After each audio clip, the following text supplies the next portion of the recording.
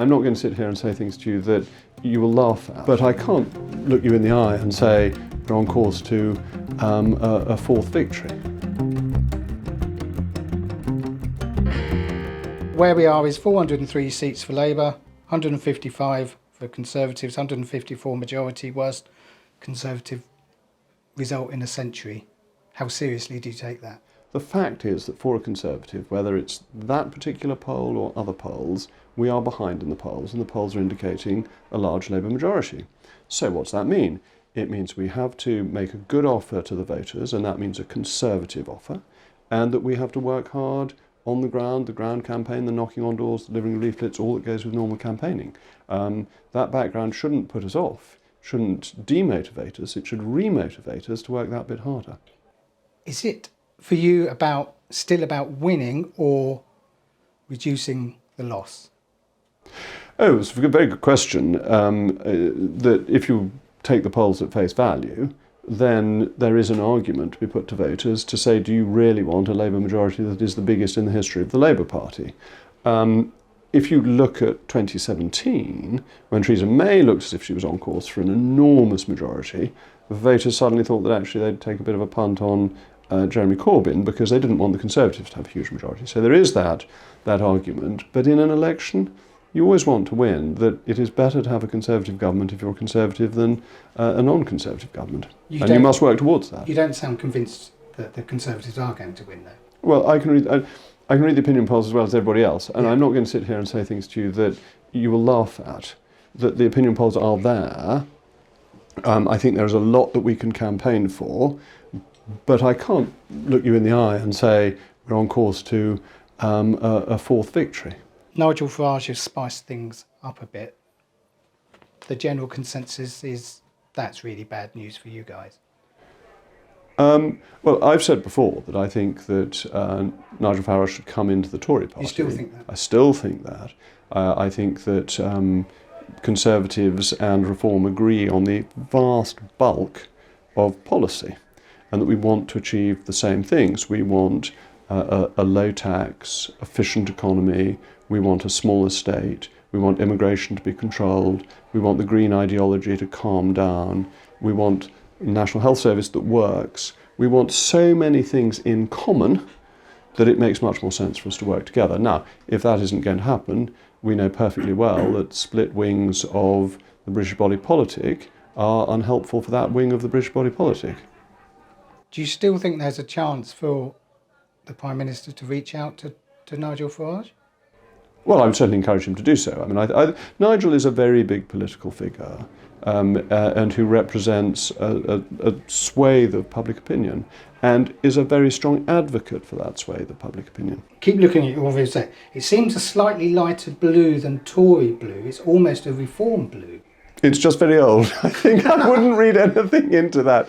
If Nigel and his crew don't come over to you, could you go over to them? No, I'm a member of the Conservative Party. I always have been.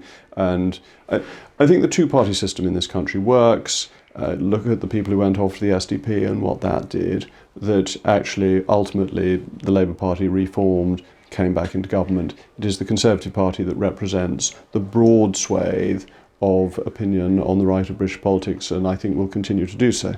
Dan Norris suggested you have created this character, this persona, the Sir Jacob Rees-Mogg character, and it's somewhat, he used the word affected. What do you think to that? People have asked me this question before. Who would create the character that I have created? It would be a very eccentric thing to do. Well, you are quite eccentric. Well, I am what I am. Yeah. I mean, I don't think anyone would take PR advice to create me. You are, for many, the Tories' Tory. Are you slightly concerned you could be the Michael Patillo of this election? You should always recognise in any election, until the votes are actually cast, any of the candidates standing could actually win. I mean, you could be that one seat that the Greens win. And therefore, they're going to win one round here somewhere, aren't well, they? they're working very hard, and the Green candidate actually is working hard in North East Somerset and Hanham. I bumped into him earlier on today. If the current polls are right, people will be spoilt for choice for Portillo moments. But we've got to work on the basis that they're not right, haven't we? The presidential election is going to be fought on all sorts of things. It will be fought on the Mexican border. It will be fought on spending money in Ukraine or other wars around the world.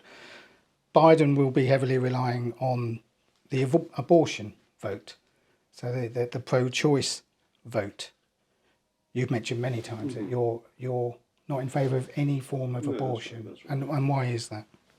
Because life begins at the point of conception, and there are two lives to be considered once a child is conceived in the womb, and not just one, and that child ought to have its rights protected as well. So is that a belief of faith? Yes, it's the teaching of the Church, teaching of the Catholic Church, which I accept. Okay, so therefore you also believe in the death penalty because the Bible says eye for an eye as well? No, the Catholic Church believes in the sanctity of life and does not believe in the death penalty.